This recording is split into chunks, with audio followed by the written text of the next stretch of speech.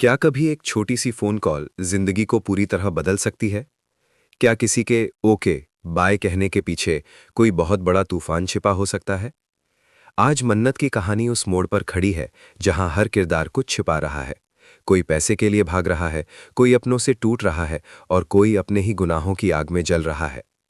Hotel का कमरा number 315, एक ऐसा कमरा जहां सच्चाई सामने आने वाली है और जहां से निकलने के बाद कोई भी पहले जैसा नहीं रहेगा। तो सवाल सिर्फ इतना है, क्या प्यार बचेगा या गुस्सा सब कुछ खत्म कर देगा? फोन कट होते ही घर में एक अजीब सी खामोशी फैल जाती है। मन्नत जल्दी जल्दी दुआ से कहती है कि पापा ने जो दवाई मैसेज की है वो लेते हुए घर चली जाना, और हाँ, पापा को याद दिलाना। दुआ सिर हिलाकर हामी भर देती है, लेकिन उसकी आंखों में डर साफ छलक रहा है। मन्नत खुद को संभालते हुए कहती है कि वो कुमार से पैसे लेकर आती है, जैसे सब कुछ बिल्कुल सामान्य हो। चलो मम्मा को बाय बोल दो, वो हल्की सी मुस्कान के साथ कहती है, लेकिन उसके दिल की धड़कनें तेज हो चुकी है।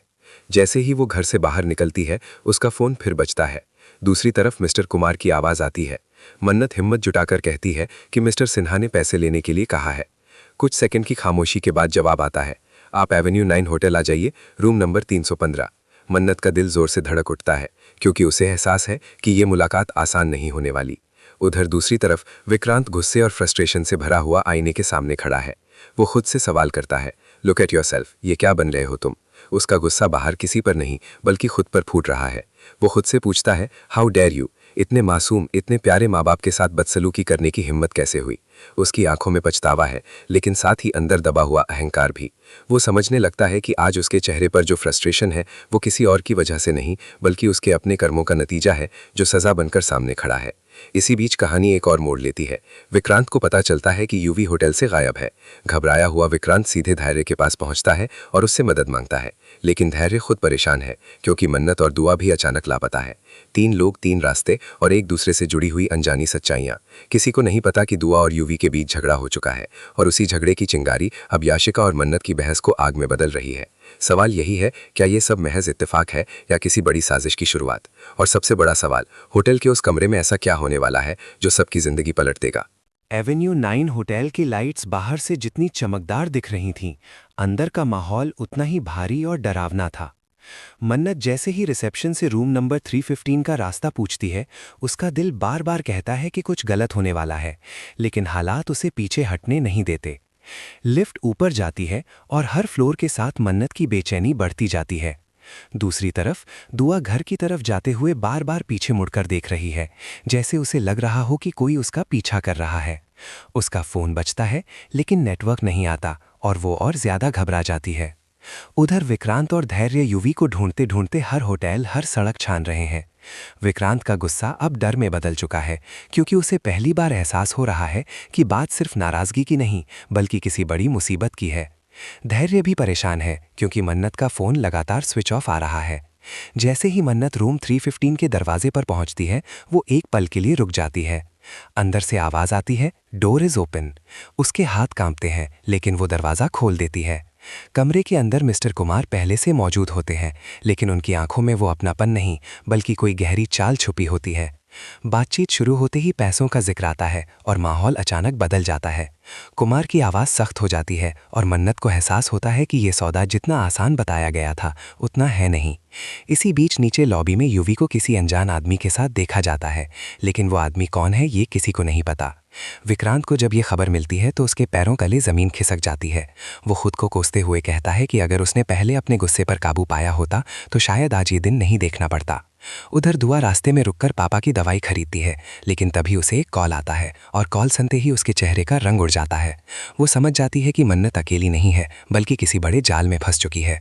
कहानी अब उस मोड़ पर पहुंच चुकी है जहां हर खतरे से भरा है और एक छोटी सी गलती सब कुछ तबाह कर सकती है।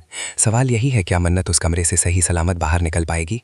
क्या विक्रांत और धैर्य वक्त रहते सच्चाई तक पहुंच पाएंगे, या फिर ये रात सबकी किस्मत बदलने वाली है? रूम नंबर 315 के अंदर हवा तक भारी लग रही थी। मन्नत कुर्सी पर बैठी है, लेकिन उसका मन वहां बिल्कुल नहीं है। सामने बैठे मिस्टर कुमार अब अपने असली रंग दिखाने लगे हैं। वो साफ शब्दों में कह देते हैं कि पैसे तभी मिलेंगे जब मन्नत उनकी शर्त मानेगी। मन्नत को झटका लगता है।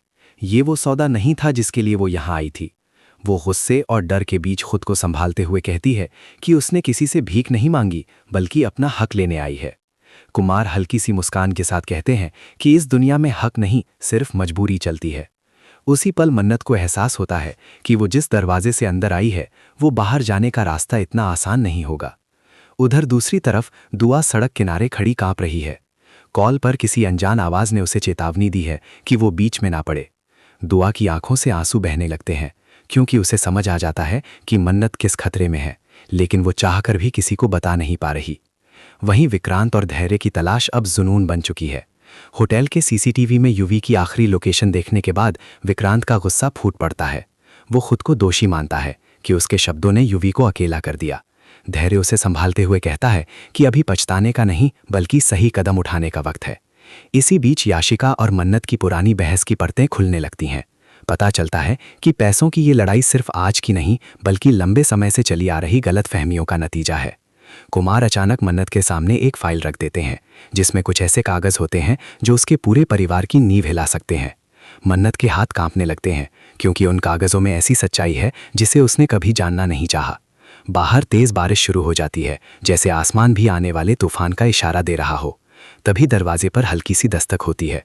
मन्नत और कुमार दोनों की नजरें दरवाजे पर टिक जाती हैं। सवाल हवा में तैर जाता है, बाहर कौन है? विक्रांत, धैर्य या कोई ऐसा शख्स जिसकी एंट्री सब कुछ तबाह कर देगी? दरवाजे पर हुई वो हल्की सी दस्तक मन्नत के दिल की धड़कनें रोक देती है। मिस्टर कुमार अपनी जगह से उठते हैं। उनके चेहरे पर अब चालाकी नहीं बल्कि सतर्कता है। जैसे ही दरवाजा खुलता है, सामने खड़ा होता है युवी, भीगा हुआ, घबराया हुआ और आंखों में अजीब सी बेचैनी लिए हुए। मन्नत उसे देखकर सन रह जाती है क्योंकि उसे बिल्कुल उम्मीद नहीं थी कि इस कमरे में युवी की एंट्री होगी। युवी अंदर आते ही कुमार पर सवालों की बौछार कर देता है। वो जानना चाहता है कि मन्नत को यहाँ किस लिए बुलाया गया है। माहौल अचानक गर्म हो जाता है। कुमार साफ शब्दों में कह देते हैं कि ये सब खेल पैसों का है और इस खेल में भावनाओं की कोई जगह नहीं। इसी पल युवी और दुआ के बीच हुई लड़ाई की सच्चाई सामने आने लगती है। युवी टूटे हुए स्वर में बताता है कि उसने गुस्से में आकर ऐसी बातें कह दी जिनका उसे अब पछतावा है, और उसी झगड़े के बाद वो होटल से निकलकर भटकता रहा। उधर बाहर बारिश और तेज हो जाती है और उसी बारिश के बीच विक्रांत और धैर्य भी होटल पहुंच जाते हैं।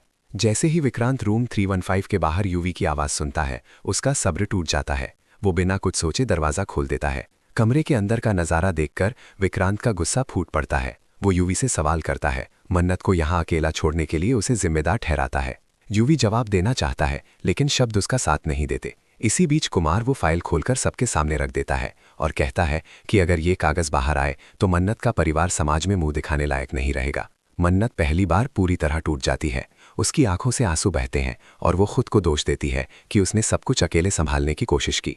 धैर्य आगे बढ़कर मन्नत को संभालता है और विक्रांत को रोकता है क्योंकि वो समझ चुका है कि गुस्से से हालात और बिगड़ेंगे। उसी पल दुआ का फोन आता है। दुआ रोते हुए बताती है कि उसे सब पता चल गया है और वो भी होटल आ रही है। कमरे में मौजूद हर शख्स को एहसास हो जाता है कि अब छुपाने के लिए कुछ भी बाकी नहीं है। सवाल सिर्फ ये नहीं रह जाता कि पैसे मिलेंगे या नहीं, बल्कि ये बन जाता है कि क्या आज कोई रिश्ता हमेशा के लिए टूट जाएगा या फिर सच सामने आकर सब कुछ बचा लेगा। कमरे में छाई खामोशी अब किसी तूफान से कम नहीं थी। हर किसी की नज़र उस फाइल पर टिकी हुई थी जो एक पल में सब कुछ तबाह कर सकती थी। मिस्टर कुमार आखिरी चाल चलते हुए कहते हैं कि अब फैसला मन्नत के हाथ में है। या तो वो उनकी शर्त माने या फिर ये कागज बाहर आ जाए। मन्नत आगे बढ़ती है। उसकी आवाज़ कांप रही होती है, लेकिन आंखों में अब डर नहीं, सिर्फ सच्चाई होती है। वो कहती है कि अगर किसी की जिंदगी बचाने के लिए उसे बदनाम होना पड़े तो वो पीछे नहीं हटेगी, लेकिन वो किसी गलत सौदे का हिस्सा भी नहीं बनेगी। इसी पल विक्रांत आगे आता है और पहली बार सबके सामने अपने गुनाह कबूल करता है। वो कहता है कि गलतियां उससे हुई हैं और उनकी सज़ा भी वही भुगतेगा। वो अपने माँ बाप के सामने झुककर माफ़ी मांगने का फैसला करता है और समाज के सामने सच लाने की बात करता है। ये सुनकर कुमार घबरा जाता है क्योंकि उसे एहसास हो जाता है कि उसका दबाव अब काम नहीं करेगा। तभी दुआ कमरे में पहुंचती है, रोती हुई नहीं बल्कि मजबूत बनकर। वो साफ कहती है कि अब किसी से डरने की ज़रूरत नहीं है क्योंकि सच एक दिन सामने आ ही जाता है। धैर्य सबको समझाता है कि अगर वो एक दूसरे पर भरोसा रखें तो कोई भी ताकत उन्हें तोड़ नहीं सकती। कुमार गुस्से में फाइल उठाकर जाने की कोशिश करता है, लेकिन होटल की सिक्योरिटी उसे रोक लेती है। पुलिस को पहले ही सूचना दी जा चुकी होती है। मन्नत ये सुनकर हैरान रह जाती है कि धैर्य ने चुपचाप सही कदम उठा लिया था। कुमार की साजिश वहीं खत्म हो जाती है। बाहर बारिश थम चुकी होती है और कमरे की खिड़की से आती हल्की रोशनी एक नई शुरुआत का इशारा करती है। मन्नत और विक्रांत एक दूसरे को देखते हैं, बिना किसी शिकवे के, बिना किसी गुस्से के। यूवी दुआ से माफी मांगता है और दुआ भी अपने आंसू पोंछकर उसे एक मौका देने का फैसला करती है। कहानी यहीं खत्म नहीं होती, बल्कि यहीं से एक नई शुरुआत होती है, जहां रिश्ते डर से नहीं बल्कि सच और भरोसे से जुड़ते हैं। और आखिरी सवाल ऑडियंस के लिए छोड़ दिया जाता है, क्या हर गलती को माफ किया जा सकता है अगर उसके पीछे पछतावा सच्चा हो?